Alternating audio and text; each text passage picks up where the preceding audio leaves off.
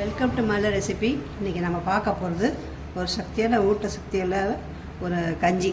அது வந்து கவுனி அரிசி கஞ்சி.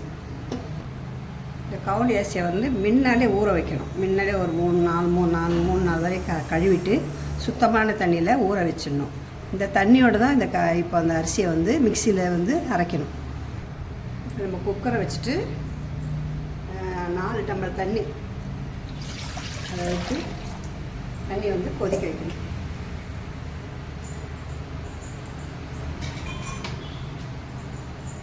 கேஸ் ஆன் பண்ணி தண்ணியை வந்து நல்லா கொதிக்கிற பக்குவத்துக்கு வரணும். இப்போ நம்ம ஊற வச்ச அந்த கவுனி அரிசியை வந்து மிக்சியில் அரைக்கணும். இப்போ இந்த கவுனி அரிசியை நான் மிக்சியில் நல்லா அரைச்சி எடுத்துகிட்டு வந்திருக்கேன். எப்படி இருக்குது பாருங்கள். இப்போ நான் ஏற்கனவே இந்த சின்ன குக்கரில் தண்ணி ஊற்றி சூடு பண்ணியிருக்கேன். அதுக்குள்ளே இந்த கவுனி அரிசியை நான் அரைச்சேன். தண்ணியும் சூடாயிட்டு இப்போ நம்ம இந்த கவுனி அரிசியை நல்லா கலக்கி குக்கரில் ஊற்றிடணும்.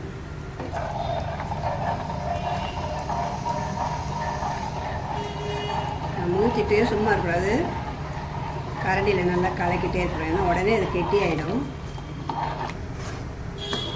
அடிக்கடிக்கு நம்ம வந்து கைவிடாமல் கலக்கிக்கினே இருக்கணும். இல்லைன்னா அது கெட்டி ஆகிடும், ஒரு மாதிரி அடுக்கி பிடிச்சிடும். கலரிக்கிட்டே இருந்து கொஞ்ச நேரம் கொடுத்து உப்பு போட்டோம். இந்த கவுனி அரிசிக்கு தேவையான உப்பு போடுறோம் கஞ்சிக்கு.